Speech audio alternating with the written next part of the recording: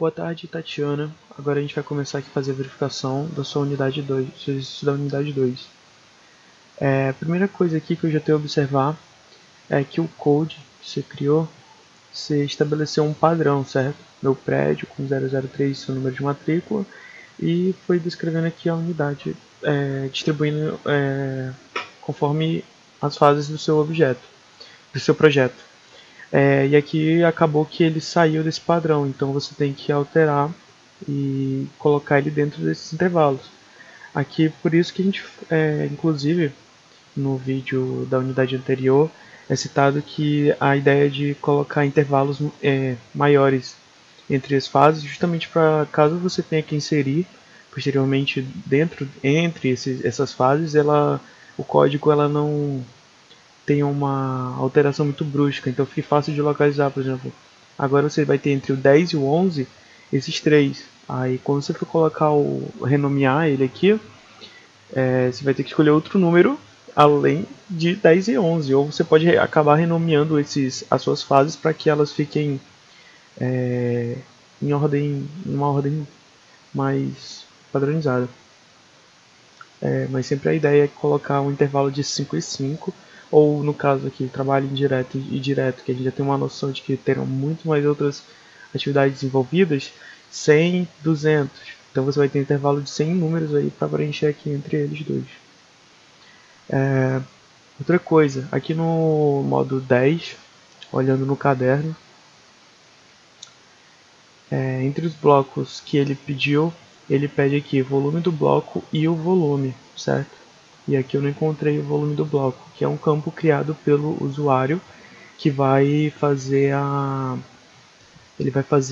gente vai através dele fazer o dimensionamento do bloco. Você pode encontrar no anexo, certo? Ele está no final do caderno aqui, contém as medidas, volume do bloco em metro cúbico, que é a unidade do bloco, inclusive, que é outro campo que você criou, né? Aproveitando já o bloco de jardinagem, você tem que descrever ele aqui numa última atividade, certo? E ficou faltando essa parte para complementar, que a atividade é que ela vai receber toda a descrição do que vai ser feito aqui. No caso, nosso pacote de entrega, eu acho. Isso. Pacote de trabalho. Eu lembrei. Pacote de trabalho. No caso, como transportar, montar, inspecionar, o do jardinagem você tem que colocar aqui conforme o caderno pede, para que você consiga preencher aqui a duração, o volume, a unidade, o tipo, entendeu? E determinar o calendário. Então ficou faltando essa parte. Próxima coisa, no modo 20. No modo 20,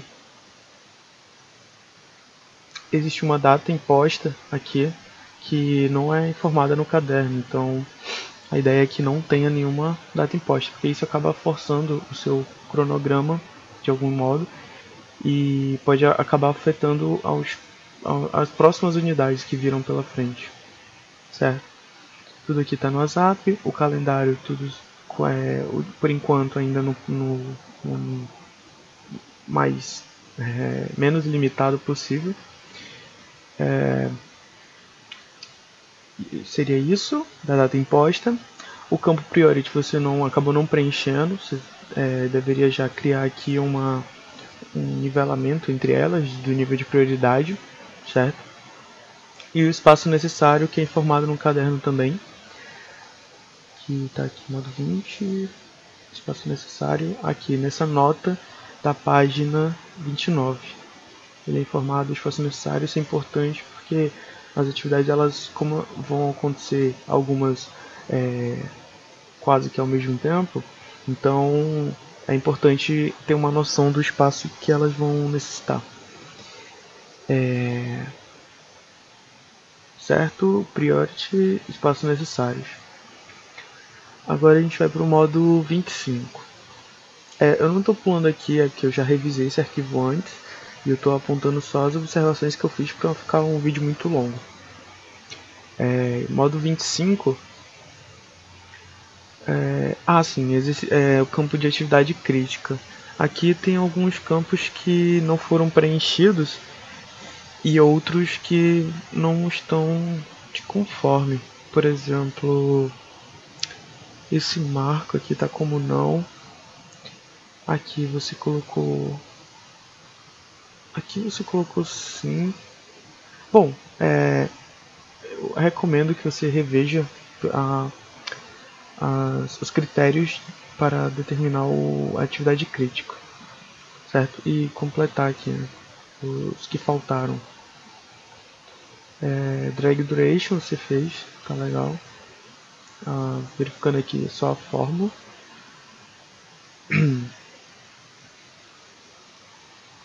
Certo? Fórmula da drag duration.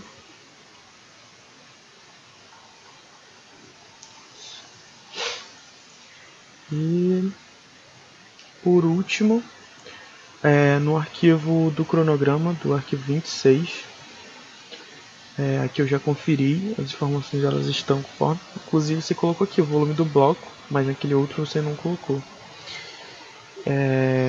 As atividades estão linkadas, já verifiquei isso também. Aqui no bloco 26, ele pede para que você... cadê? Deixa eu clicar aqui só para conferir no caderno. Você deve estar programando... aqui, gerar uma linha de base. No caso aqui, quando você gera a linha de base, você vai associar ela aqui nas properties. Aqui tem a baseline versão. E você vai selecionar um arquivo. A ideia é que você selecione um arquivo que está contido no diretório Dropbox. Por quê? Porque assim como eu vou verificar o seu projeto aqui da minha casa, eu não vou ter acesso aos arquivos do seu computador. Então, quando eu for, se por algum motivo aqui eu tiver que comparar com o seu arquivo da baseline, por exemplo, aqui, ó, ele vai me notificar que eu não tenho acesso e eu não vou conseguir fazer essa análise. Então, você tem que selecionar, você vai ter que salvar um arquivo lá. No caderno tem as instruções para que quando a gente for fazer a análise comparando com a baseline, a gente tem esses arquivos independente da máquina que você acessar. Então aqui a ideia é que essa baseline seja um arquivo ou uma versão que você criou que esteja lá no diretório Dropbox. Inclusive aqui você pode verificar que a versão que ele está comparando o diretório é desse computador aqui. Então ele está informando que é um usuário do Roger, até documentos, e você tem que configurar isso para que ele seja um arquivo do seu Dropbox, do Dropbox, no caso utilizado pelo curso, mas que seja referente ao seu arquivo, para que você compare uma versão posterior com novas informações com essa inicial, que é a, como poderíamos dizer, tipo a ideal do seu projeto, certo? Bom, essas foram as minhas observações. Qualquer coisa, pode mandar mensagem pelo grupo do Telegram para tirar as dúvidas ou por e-mail.